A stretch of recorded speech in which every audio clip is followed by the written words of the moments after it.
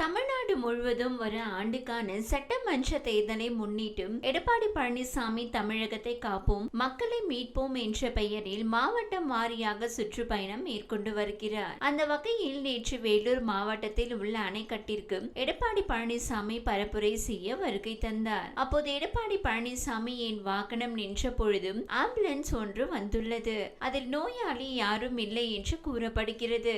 பின்னர் பொதுமக்கள் இடையே பேசி எடப்பாடி பழனிசாமி என்னுடைய ஒவ்வொரு கூட்டத்திற்கும் மாலை இல்லாத ஆம்புலன்ஸ் அனுப்பி பொதுமக்களுக்கு சிரமத்தை ஏற்படுத்துகின்றனர். இது கேடுகெட்ட கேவலமான அரசு செய்து வருகிறது என்று கூறினார். நானும் பல இடத்தில் பார்த்துவிட்டேன், இதே போலதான் செய்கிறார்கள். நேருக்கு நேர் எதிர்க்கு தில்லு திராணி இல்லாதவர்கள் இப்படி கேவலமான செயல்களில் ஈடுபடுகிறார்கள். தொடர்ந்து பேசியவர் இந்த ஆம்புலன்ஸ் எண்ணையும் ஓட்டுநரின் பெயரையும் குறித்து வைத்து காவல் நிலையத்தில் புகார் அளிக்க கூறினார். பின்னர் கூட்டத்தின் நடுவே ஆம்புலன்ஸ் வந்த பொழுது ஆவேசமான எடப்பாடி பழனிசாமி உள்ளே யாராச்சும் இருக்கிறார்களா என்று பார்க்க சொல்லுங்கள், ஆம்புலன்ஸ் டிரைவர் யாரு, வண்டி நம்பர் நோட் பண்ணி போலீஸ் ஸ்டேஷன்ல கம்ப்ளைண்ட் கொடுங்க, என் தம்பி எதுவும் பண்ணாதீங்க, வேண்டும் என்று கூட்டத்துக்குள் கலாட்டா பண்ணிட்டு இருக்கீங்க.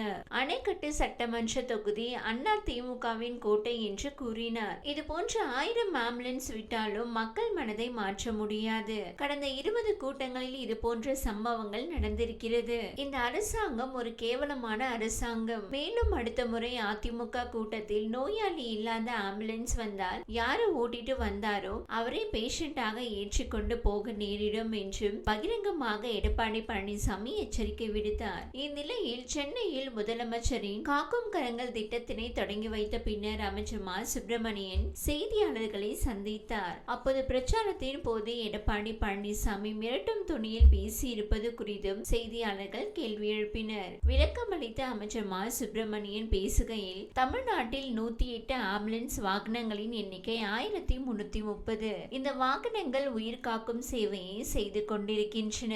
எங்கு விபத்து ஏற்பட்டாலும் எங்கு விபத்து நடக்கிறதோ அது மாநகராட்சியாக இருந்தாலும் சரி, நகராட்சியாக இருந்தாலும் சரி, கிராமப்புறங்களில் இருந்தாலும் சரி, 8 to 10 நிமிடங்களுக்குள் சென்று மக்கள் உயிரை காப்பாற்றும் சேவையில் உயிரை காப்பாற்றி ஈடுபடுகின்றன.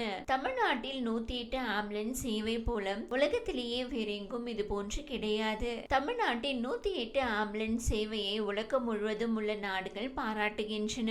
ஆம்புலன்ஸ் வரும் வழியில் கூட்டத்தை நடத்திவிட்டு தான் வரும் வழியில் ஆம்புலன்ஸ் விடப்படுவதாக எடப்பாடி பழனிசாமி சொல்கிறார். இதற்கு ஒரு பழமொழி சொல்வார்கள், அரண்டவன் கண்ணுக்கு மிரண்டதெல்லாம் பேய் என்பது போல அவருக்கு ஆம்புலன்ஸை பார்த்தால் வேறு ஏதோ நினைவு வருகிறது போல. ஒரு முன்னாள் முதலமைச்சர் இப்படி மிரட்டல் விடுக்கும் தொனியில் பேசுவது அநாகரிகமான செயல். இப்படி பேசுவதை எடப்பாடி பழனிசாமி நிறுத்திக் கொள்ள வேண்டும். அதுதான் நல்லது.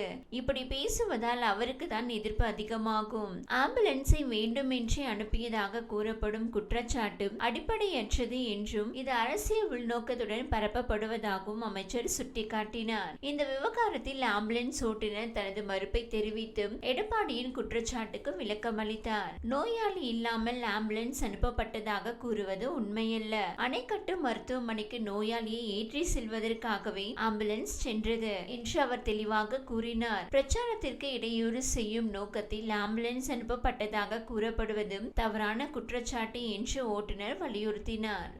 இந்த வீடியோ உங்களுக்கு பிடித்திருந்தால் லைக் செய்யுங்க. மேலும் இதுபோல் வீடியோ தொடர்ந்து பார்க்க நம்ம ஒரு சேனலை சப்ஸ்கிரைப் மற்றும் ஃபாலோ செய்யுங்க.